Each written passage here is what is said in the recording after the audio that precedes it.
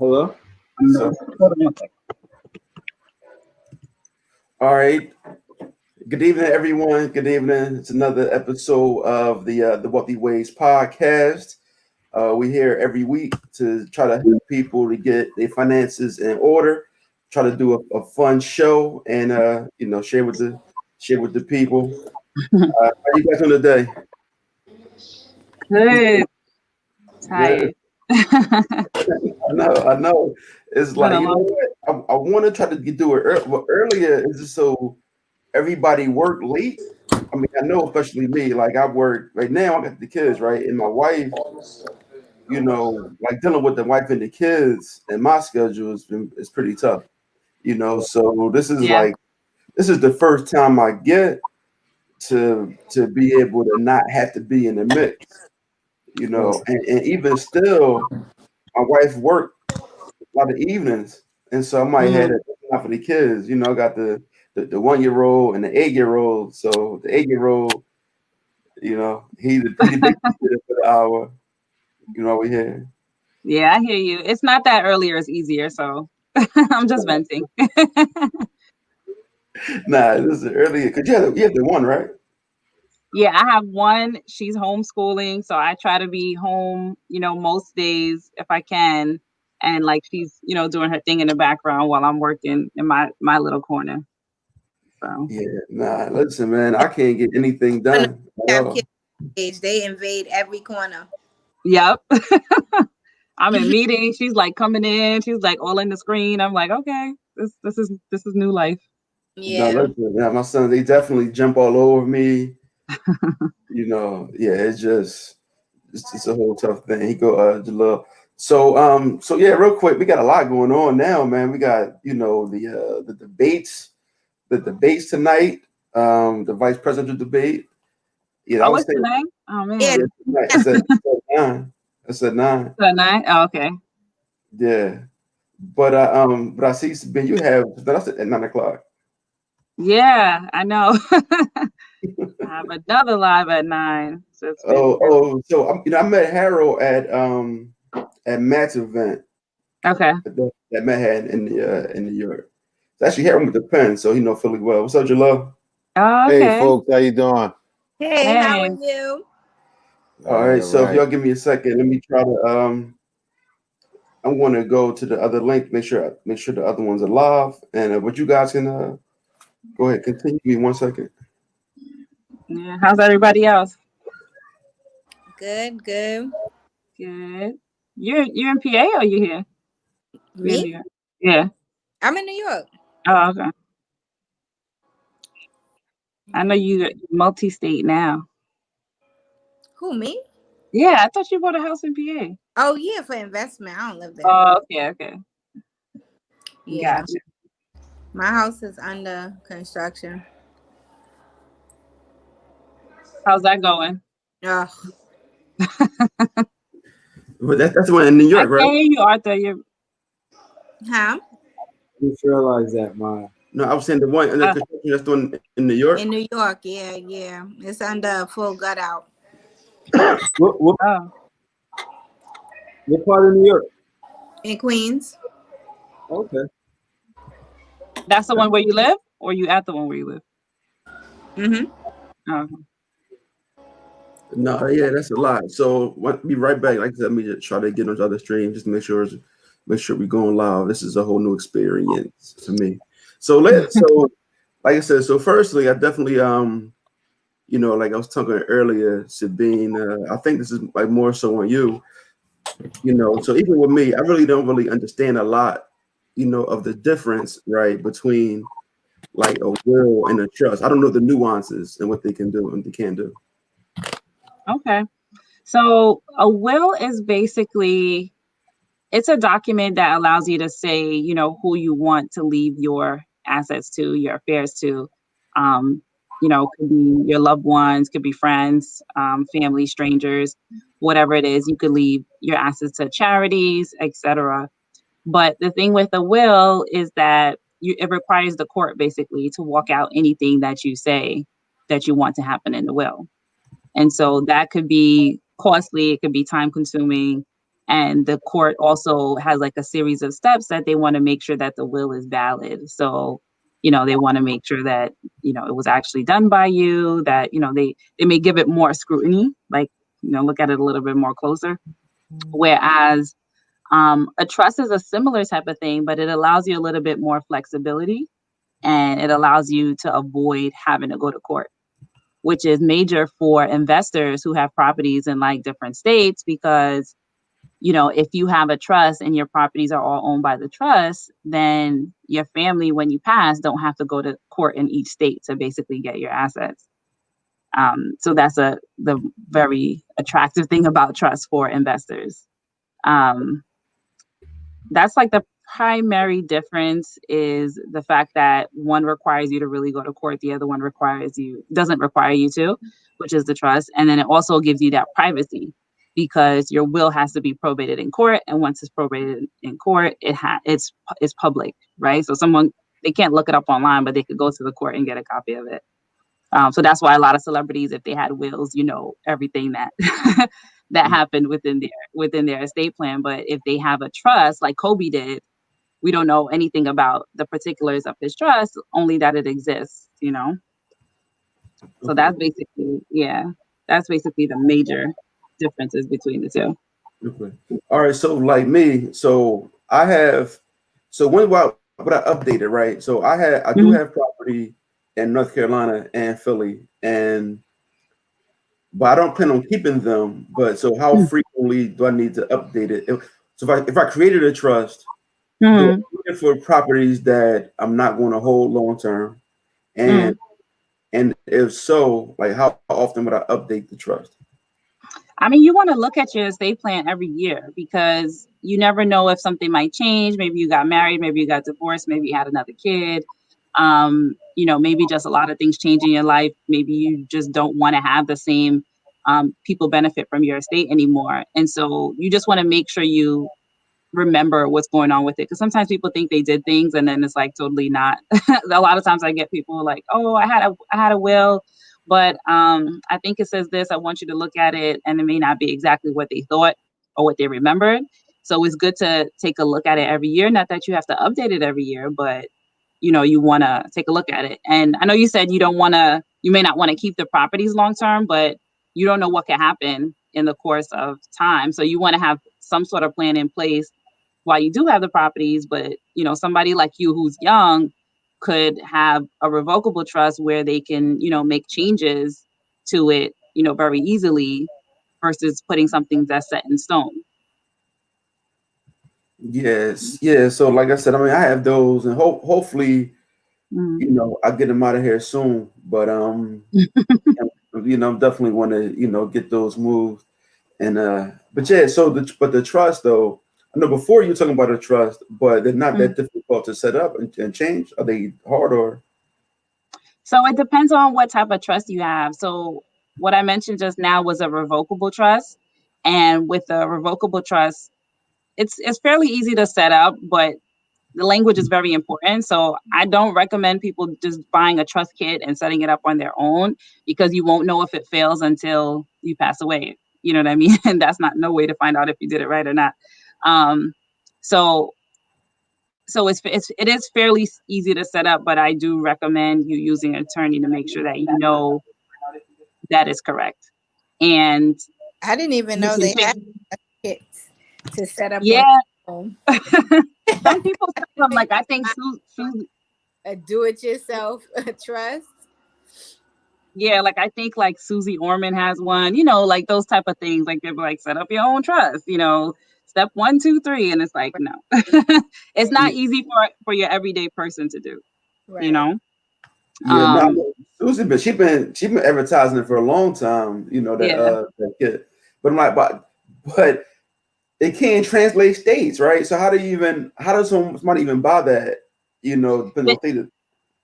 I don't know. I never seen one. I don't know how they're actually going about giving somebody a blanket plan across the country on what to do to set up their own trust, unless they're, giving them resources to tap into, like local resources that they could tap into. But I still think it's pretty risky to do it on your own. But then there's like a revocable trust where you basically, the idea is that you're setting it in stone and you're not going to be able to change it. There are ways to change it, but it's typically you shouldn't think of it as being changeable, because really you need the people who you made your beneficiaries to agree to the change. And then the courts probably would have to agree to the change if you really want to change it. And the reason being is because with an irrevocable trust, it basically takes the assets out of your estate. So it's almost like you don't own it anymore. And the taxes and appreciation is not taxed against you. It's going to be taxed against, the beneficiary eventually. But that's how some people put certain assets, like if they're really wealthy, they'll put certain assets in an irrevocable trust that they don't plan to change, and do other things with the other assets that they do plan to be flexible with. So I have a question, Sabine, because I Mm-hmm. get this all the time, and I tell them they have to speak to an attorney. Mm-hmm.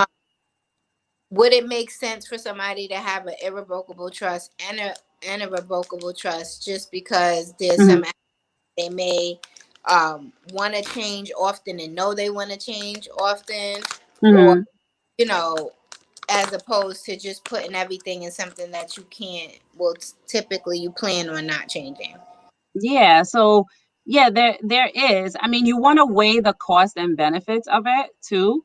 So, what it costs to maintain and the benefits that you're going to get out of it. But if you have certain assets that you want to basically avoid tax on, or you want to avoid losing value from it by putting it in an irrevocable trust, especially people who may be getting a little bit older, or think that they may have some sort of physical need for assistance or care, may want to think about doing an irrevocable trust, because of the fact that it takes it out of your estate. Like, it can't be hit by judgments or creditors or, Medicare.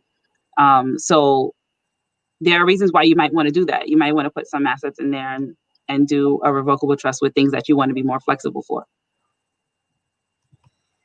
But yeah, so even me, I didn't even set up a trust. I did my will so far, but There's nothing wrong with just doing a will. But it's just like, I like people to know the difference and what your family will kind of really face if something does happen to you. And you may want to avoid that. Some people are like, nobody's going to fight for my stuff. And it's not, it's not a big deal. It's not worth the hassle. But some people are like, no. Like, a lot of people call me and they already know. They're like, no, I want to trust. And they just kind of want to talk that through. Well, And go ahead. can assets constantly be added into a trust? Yeah, it's something that could be done over time as well. If you have an irrevocable trust, it kind of needs to state what type of flexibility, if any, there is to add, and add, or whatever the case is. With a revocable trust, you can add, you could change, you could buy and sell and do whatever you need to. You can add assets over time. And typically when we do a trust period, we do a pour over will, so that if you did have assets that came after, and say you didn't get to update your trust, and so certain assets were not included in the trust, now those assets would, by the operation of the will, pour into the trust. But that part would have to be probated. So it's not ideal, but it's just like a safety net. Okay. Yeah. Lindsay, you were saying something? Yeah, so I was just gonna say, one of the common questions that I also get, Sabine, is people want to get the trust because obviously when you have life insurance, right, the beneficiary receives the money, Mm-hmm. and they don't have any rules for that money. Right. So left $1 million to whoever, they get $1 million.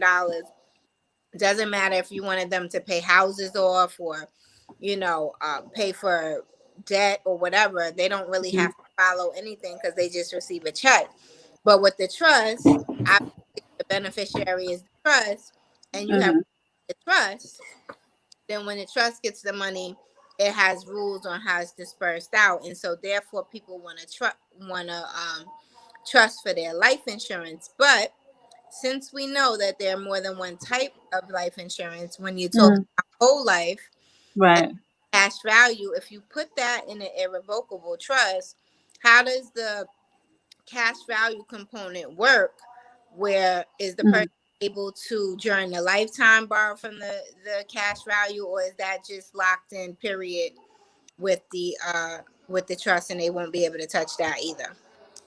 No, they can, because they don't have to title the insurance in the name of the trust. They could just make the trust the beneficiary so that they have the flexibility to use those funds during their lifetime, like whatever flexibility the actual insurance policy gives them.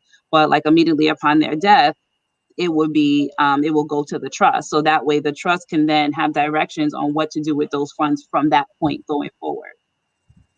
So they, they still can have their flexibility while they're alive, and then the irrevocable trust will do what it needs to do. And also when you do a revocable trust, usually the trust will have language that upon your death that it becomes irrevocable, so it's not changeable once you pass away. Yeah, I mean, we got to leave instructions, man, because like really, I know it's a lot of couples that don't even share these cell phone passwords, right? So For real. and then you gotta find out like where the money is. Like, damn, I can't even log into your phone. I can get the account. It's true. That's like one of Man. the biggest problems is that, people create plans and then nobody knows it exists. And so it's like, I think there was a will. I'm not sure. We couldn't find it, but we think there was one. You know what I mean? So, or people think that because they told somebody that I'm going to leave this to you, or when I pass, this is yours. They think it's as good as done, but there really was no plan put in place. Right. But- One of the things I always do is I tell my clients that No. you have to make sure that you have at least one or two people that you had a conversation about that you have. You don't have to tell them numbers. Right. Financial conversation about, listen, my will is here. I have, investment accounts. I have these accounts, and all these account numbers are here. And for people who don't have a will, I tell them to get a will, but I tell them for the time being, if you're not planning on getting a will immediately, at least type up a Word doc, that says I have X amount of accounts. These are the policy numbers. This is where you get it, like a direction to where everything is and what you have, because nobody knows how many investment accounts you have, right? They may find one and be like, all right, she said investment accounts, we got one. That's the one. Yeah. 5. Yeah. They don't know about your retirement accounts. They don't know anything. You could have gold bars sitting in the safe deposit box, right? Right. So all of these things, you should have a conversation with at least a family member that you tell where all your stuff is at. And I know a lot of people's issue is trust, right? So therefore, at least tell them where the document is at. I mean, still currently living there, they're not going to just go into your room and get your document, but at least tell them wherever you have this document at that they can find, and make sure that you update it at least every couple of months, or every time you get a new account, add it to the list and just say, I have this is the policy number, for the people who, don't jump on getting a will right away. Yeah. I think that they should choose somebody who is not going to benefit if the will disappears. You know what I mean? Because sometimes it'll be the person who, if the will didn't exist, will get more, and you don't want that. Right. Man, look, I know it's like I'm looking at circumstances, man, like, that who get what, and looking around, and all of a sudden, the money's split, and who knows where it is, who get what. I thought it was more, it's supposed to be mine. I see so many houses going in foreclosure, because it's in somebody else's name. Like it's like grandma leave the house to the grandkids. There's 5 grandkids on it now. One grandkid want to live there, one want to sell it. Well, nobody want to pay for it. Ain't nobody paying taxes on it.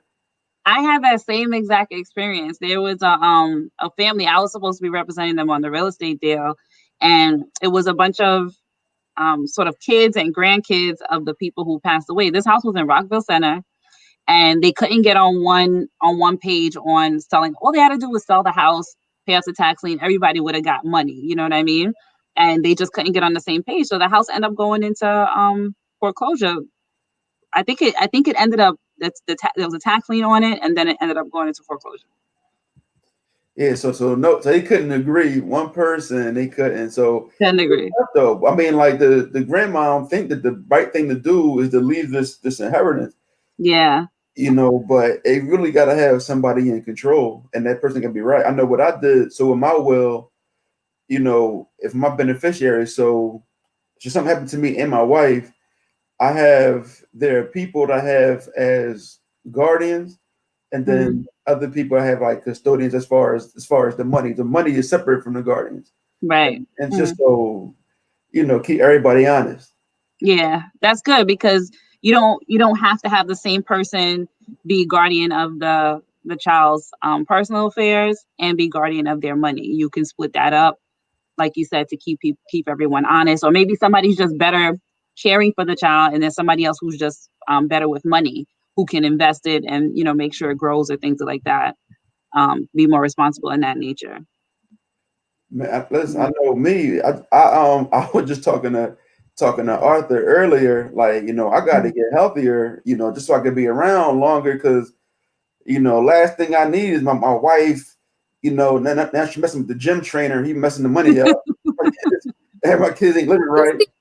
Always on the wrong focus. I mean, this is the fact that she's gonna be with somebody else. I mean, what about with somebody else? Now listen. I'm honestly, I'm cool. Like if I'm not here, I'm not here. But I just don't.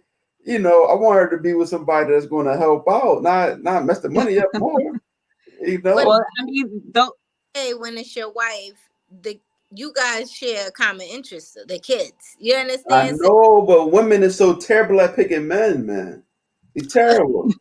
Well, that's why you could basically design it where you leave your wife something. So, well, every state is different, but you can't essentially disinherit your wife. You have to leave a certain percentage based on what state you're in. So you can plan for the rest. I gave her instructions. Oh, like, listen, the top people I don't trust that she can date. Like, she can't, like, no gym trainers for sure. I don't trust no gym trainers. Right? Anybody over 35 with cornrows. Right? That's a fact. No, listen. Also, anybody that ride a motorcycle with a shoe on his foot, no, absolutely not. Can't do that either. I mean, wait, you mean a sock on the shoe? It kept the sock on the boot. No, you can't. Like them three out of the question. Like no, anybody else cool. Put them three. I don't trust none of them people right there. They boots clean. Nah.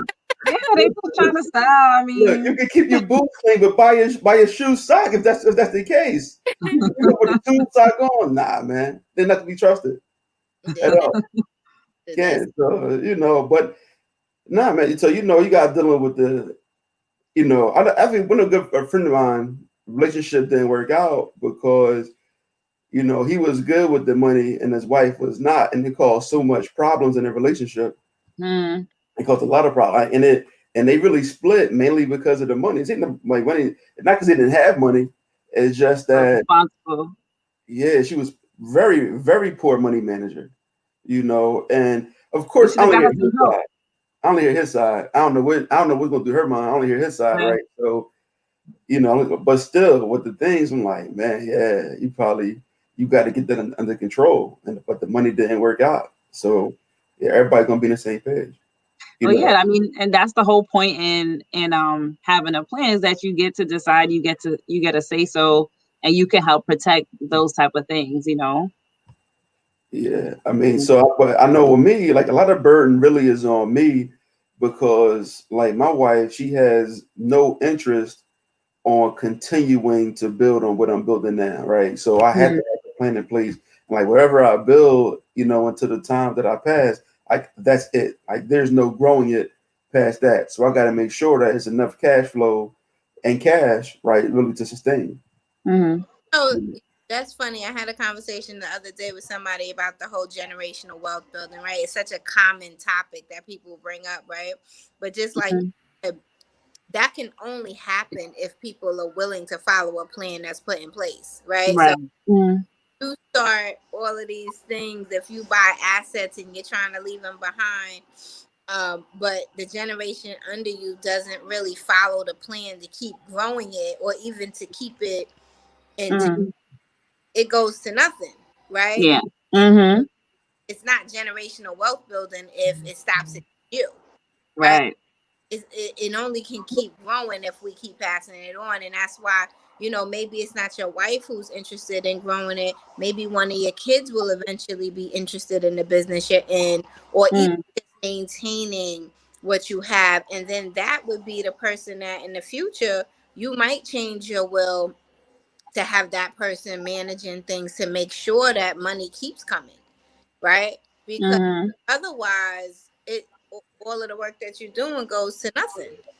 Yeah, I mean, and that's the other part about having the conversations with family and whoever you plan on leaving your assets to. One, you got to educate them or make sure they're getting the proper education on what to do with it.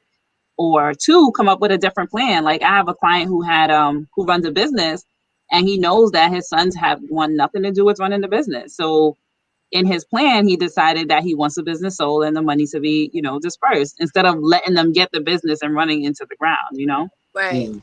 Yeah. Yeah, and I mean that's a tough choice, man. But yeah, like I mean, I have no idea what my kids are going to do, But I'm just right now, I'm just trying to set it up so that it's set up so that they have an easy life, right? If they choose to work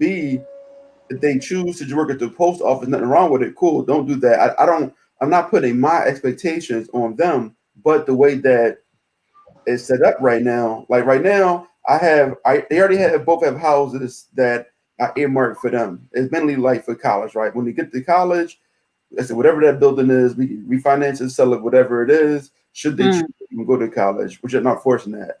And I'm also have a duplex that I'm actually renovating now.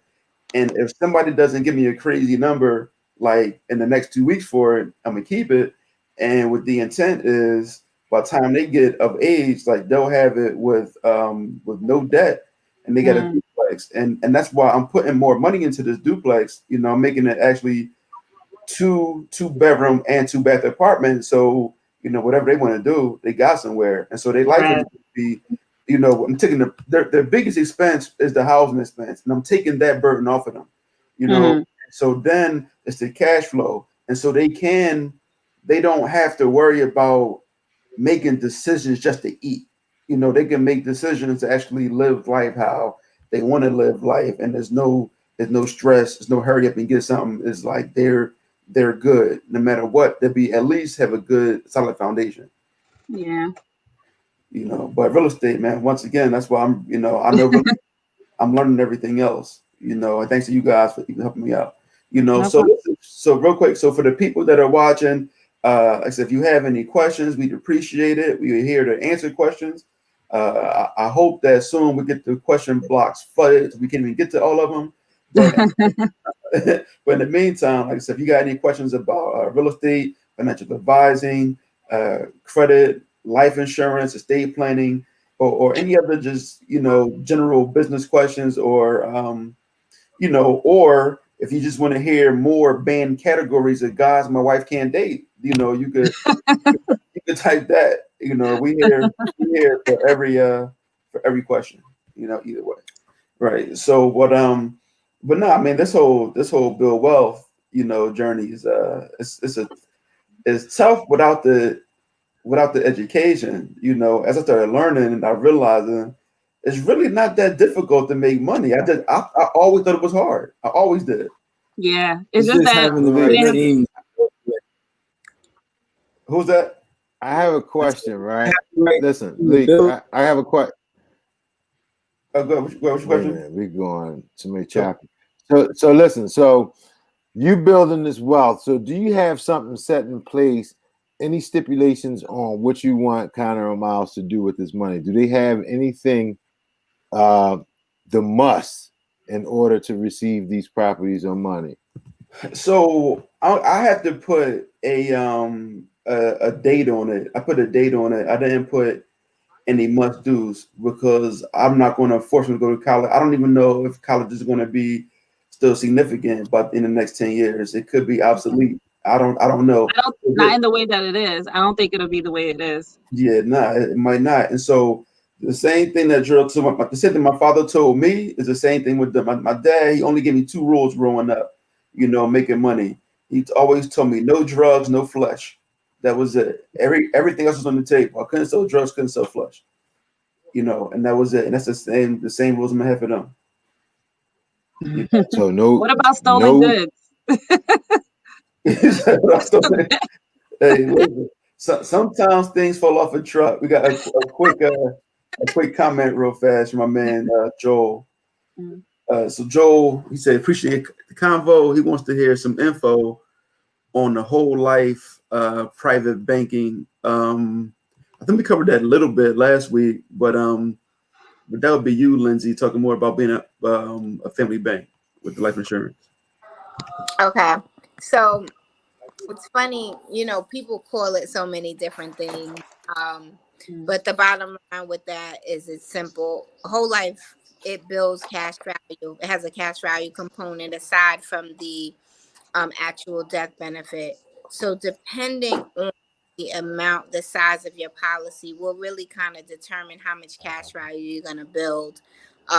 And when you build that cash value, you're able to borrow from it. So what people like to say is it's a private bank because you're borrowing from yourself. You don't have to go to the bank and apply and get approved. You have your money sitting there that you can borrow from at any point, and it's at typically a very low interest rate, and the interest is still being paid to the policy, which basically when you borrow the money, the interest is still being paid to the policy, so your money is still making interest. So if you do decide to pay yourself back, then that money has still gained the interest and continues to grow like it never was taken out of the policy. So really creating your own bank is just a matter of getting a policy that's large enough that allows you to have the kind of cash value that you're trying to build or accomplish, and then being able to borrow from it, and you can keep reusing it. Even when you're using it, it's still growing. So it's a great plan. The thing about it is you just have to know what kind of cash values you're trying to achieve, right? If you're looking to have millions of dollars in cash value, then you're not going to buy $100,000 policy, right? Because you're not going to get those type of cash values. But the whole idea of it is that you can borrow from it, leverage from it, and it would be your own bank. All right, so you said a big policy. So from my kind of understanding of it, which I really don't know a lot, it said to get the smallest possible policy and to build that cash value up faster. Is that something different? So if you get the way it works is they have different type of whole life plans, right? So they have plans where you can actually pay for it for a certain period of years and then you're done. And those plans, the cash value grows faster. So you can get a smaller death benefit with those plans, and it will still grow to have significant cash value. Again, it's still very relative to the face amount you get. So even with that policy, the difference between getting $100,000 face amount and a $500,000 face amount is going to still have significant differences in the amount of cash value that you'll have. If you do get a small policy, you can only overfund it but so much. There are rules to it because they used to quite call it the rich man's Roth, because rich people back before they have the rules, they could get a small little $100,000 policy and throw $1 million of cash value. I mean, cash into it, not pay the capital gains, build their cash value significantly with their money, right? And then be able to borrow it, use it, and not pay taxes on any of it. Well, they cut that out. So now they cut that out. So now you can only dump in typically up to 7 times the premium over like a 7-year period, right? So basically what that means is you really can't overfund it that much. So if your policy annual premium is $2,000, you're figuring that's about one something a month, right? You probably can only put about $50 to $80 extra a month in on the dumping to make that cash value grow faster. But this is the thing. Every time you dump money into the policy, you pay an interest on it to the company, right? It's not dollar for dollar. So if you're dumping in an extra, let's say $40 a month, $40 didn't go into your cash value. I think they take about, it depends on the company. Some companies take about 4%, 3% of the money. So it's not dollar for dollar. So sometimes when you're paying to overfund that money, to dump that money in there, right? So I typically like to just use the policy for the cash value that's already built in, so I don't have to pay on the, pay the percent for dumping in the extra money. And because you're still restricted on how much you can dump in, you're not going to be able to overfund it that crazy. So I mean, it's up to the individual. Again, the other part of overfunding it pays your whole life policy up faster. So with whole life, you don't pay it forever. Eventually, it pays itself up if it's a participating policy, meaning a policy that the dividends are paid to the policy holder and not to the stockholder, right? So companies that are mutual companies, the dividends are paid. If they're paying dividends, are being paid to your policy, to your cash value. So if the dividends are being paid to your cash value, eventually what happens is your dividend payout that they pay you annually is going to be larger than your annual premium that you're paying. And you have the option to let the dividends pay your policy for you. So if you dump money into the policy, that builds your dividend to be larger because your dividend is a percentage of the cash value in the policy, right? So if you have extra money in there, when the percentage comes, it's on that money too. So compounded each year, it's going to happen faster than if you didn't dump that money in there. So maybe a policy you had to pay for 25 years now.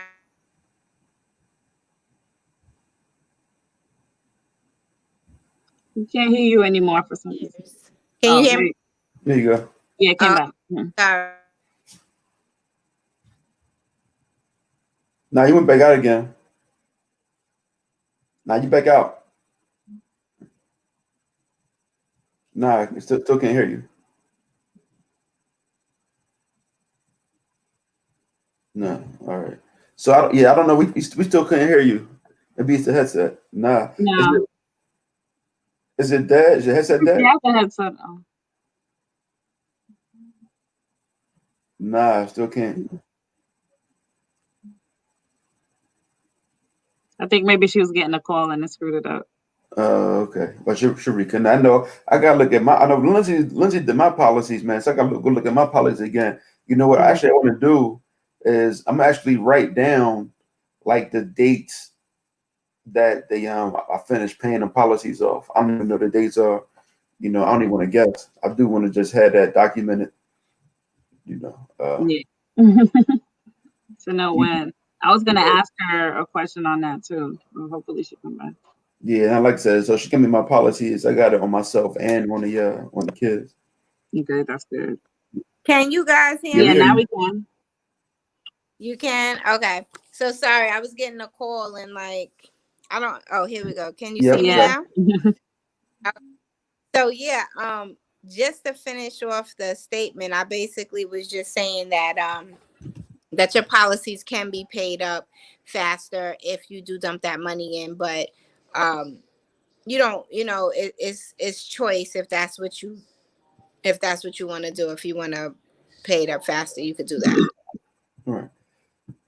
I have a question. If you pay up your policy faster, you don't have an annual premium anymore, right? Correct.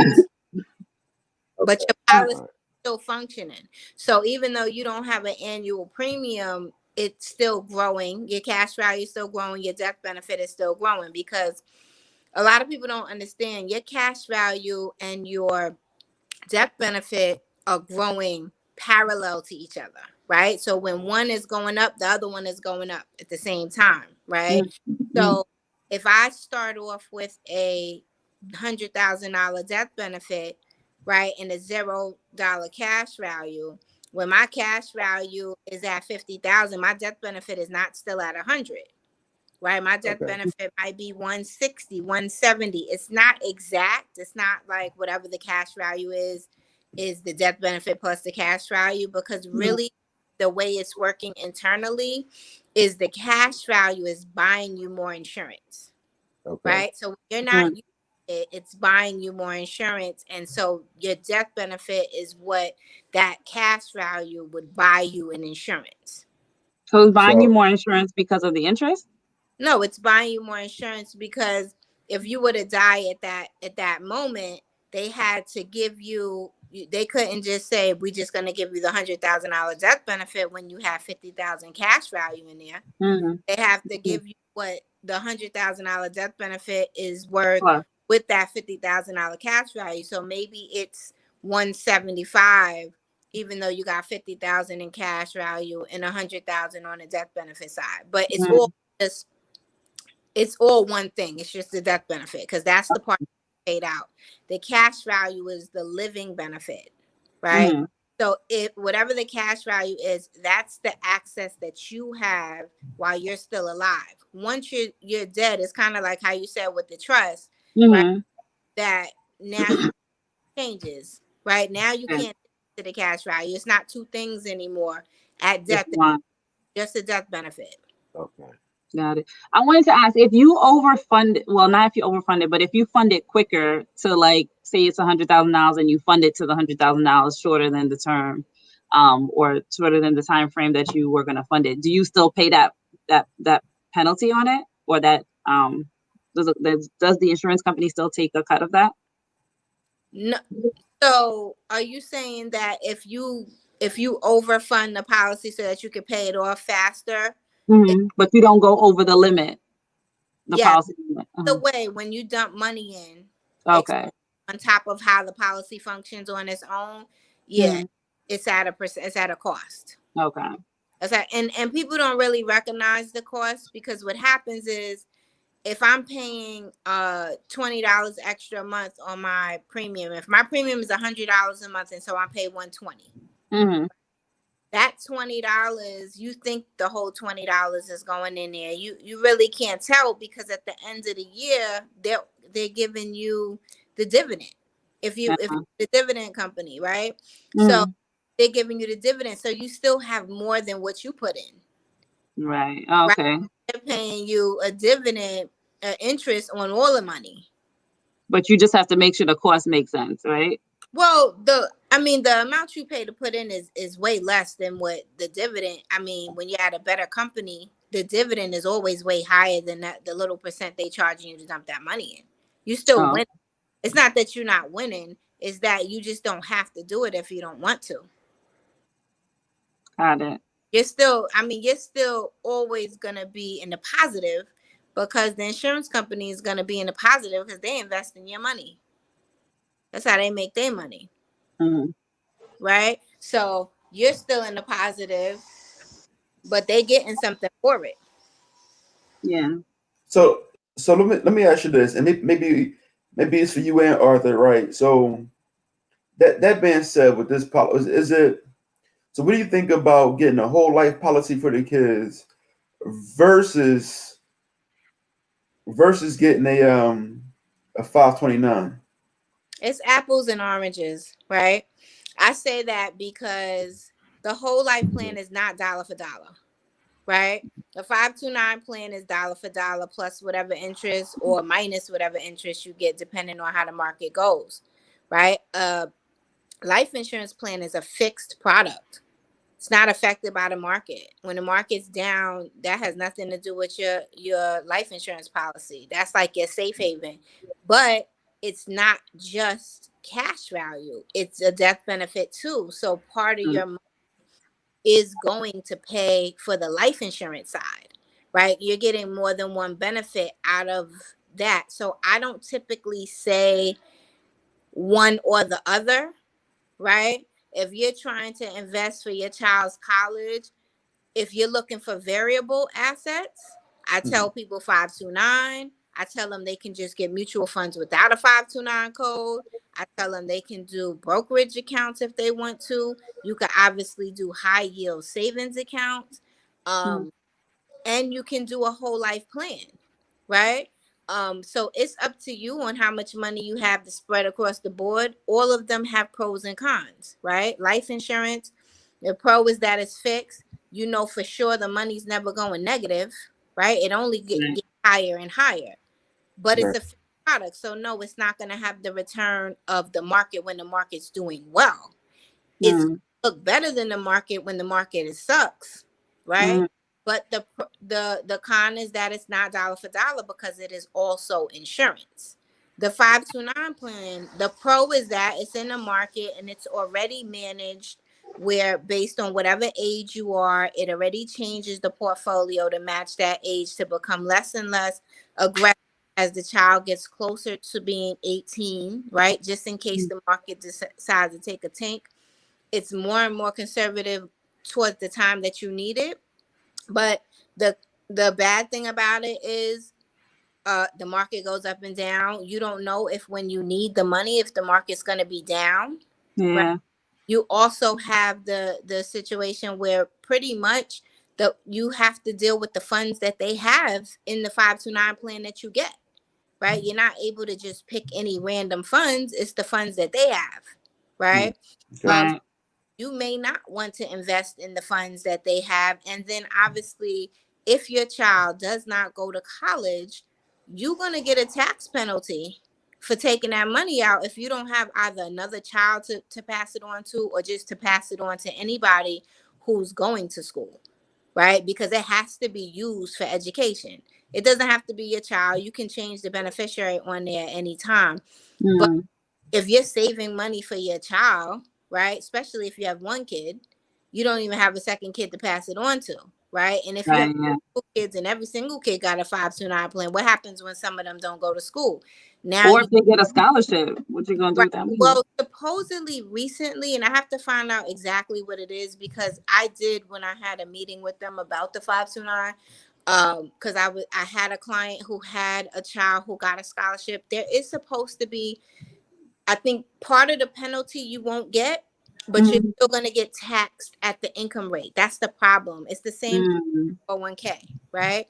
If you take even if they erase the penalty part for whatever reason, if you're 55 and they decide to Mm. erase the penalty part, you still have to pay the income tax rate because you got a break on your taxes from the money. So in the 529 plan, whenever you contribute, when you do your taxes, you get a break on your taxes for the money.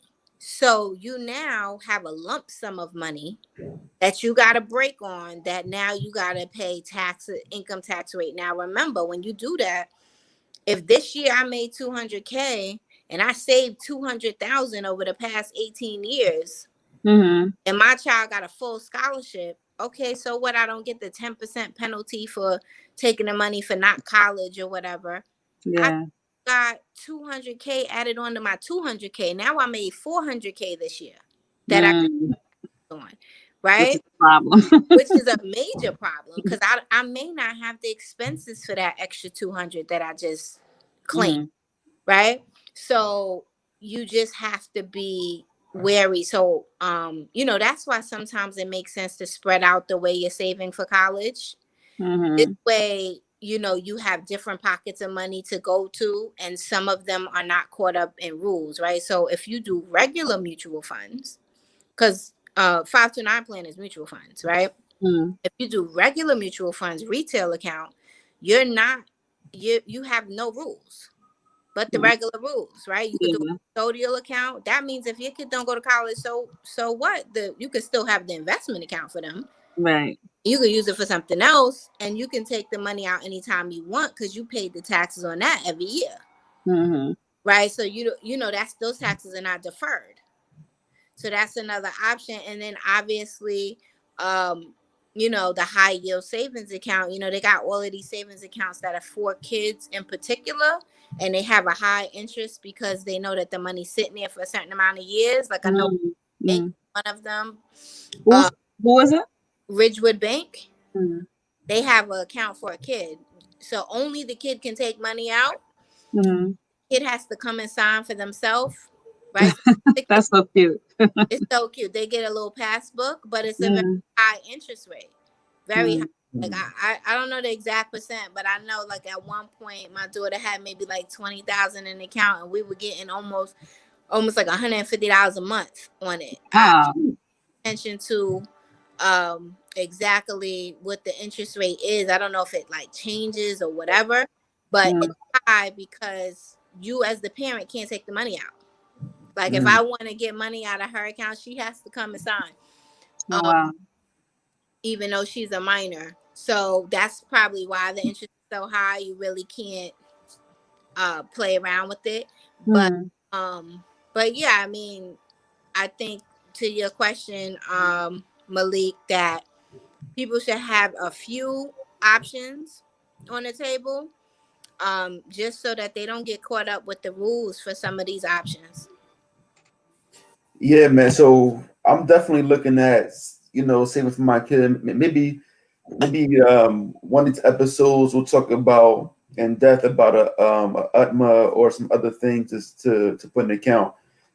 So right now we have my sons, they got like a regular savings account, but I'm about to take the money out of the savings account and put it into the market. Right now it's just a savings account isn't really doing anything. So You said like I you're said, going to the casino. I mean, listen, I might as Don't well. sound like. Well, I do want to do this. Let me show this. So Joel, he asked a question earlier. He said he sells technology. Uh, that's his company right there. If anybody needs any technology, he sells. I know I bought my printers, my last couple printers I bought from him, and I think my son's laptop, if I remember correctly. But that's Joel joint. Little quick plug for Joel. He also runs. He's I don't know if he's runs it, but it's a company called like I Buy Black Philadelphia, and they support small businesses, and he also have the Juneteenth parade that he's a part of, and they have like a parade down 52nd Street, and it ends at Malcolm X Park. Of course, they didn't have it this year, but Is Joe still teaching coding? he does. He does also teach code. My son was at his like 3 different seasons. My son was at his coding camp. So and he liked it. He liked it a lot. So yeah, Joel technology book. So once again, Joe, I do appreciate it. But so like I said, anybody that's watching, a couple of people, like we'll try to be here for every week to answer questions. And there's so much information that even I get, watching past couple of weeks that we've done it. I wrote a bunch of stuff down, in order for me to help increase my wealth and increase my Knowledge. personal financial literacy. Yeah, man. So I just try to pass it on, So so there's that. So yeah, we definitely talk about the UTMA. So the only negative thing about the UTMA, they said if you put the money for your kid in a UTMA, you can explain what it is, Arthur. But if you put the money in a UTMA versus something else, but I think it affects your financial aid for college. Is that correct?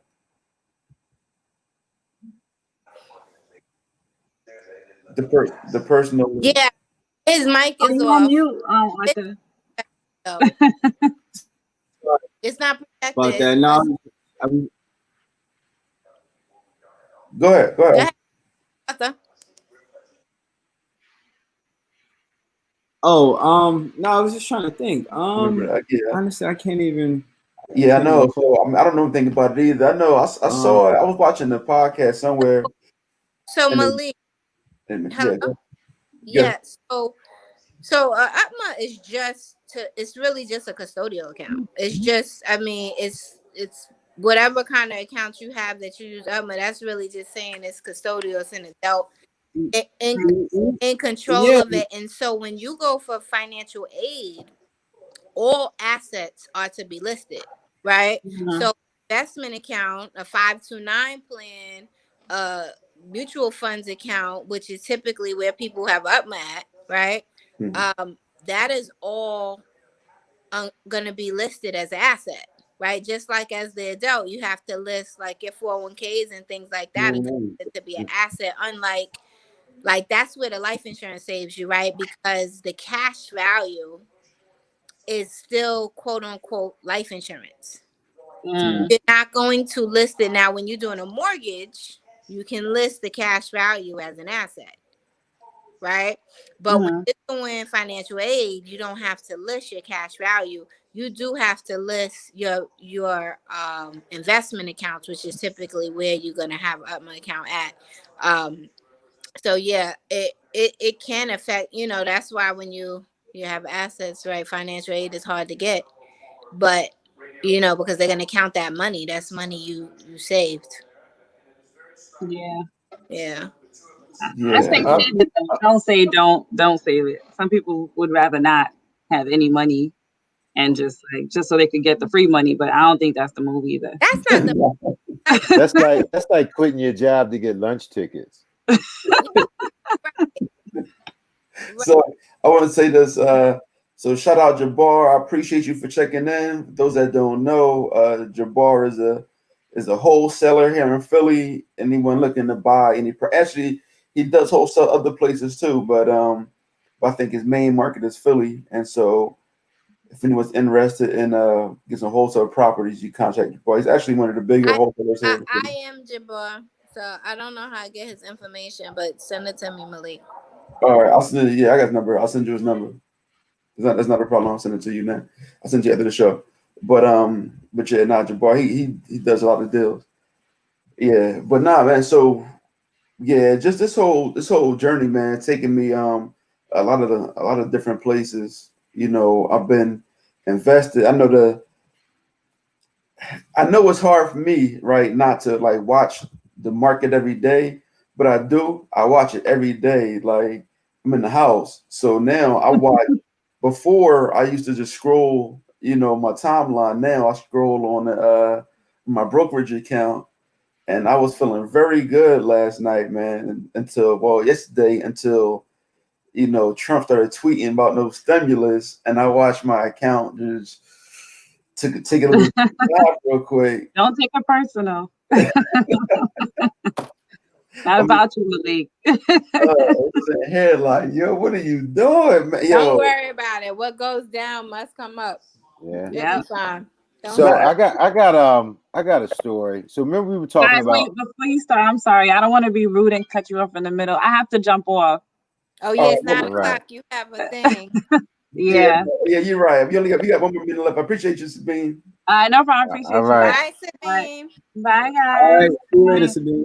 All right. So we were talking about options when we first started, and you know I forgot to sell my option, and I actually I bought 100 shares of GoPro, and I think I'm up 252 now. Good. Yeah. See, you gotta just wait things out. You can't just sell because it goes down. No, I missed the sell date. So, you know, lucky me, huh? Lucky you. Yeah. Yeah. So I just wanted to share that. Well, we appreciate your story.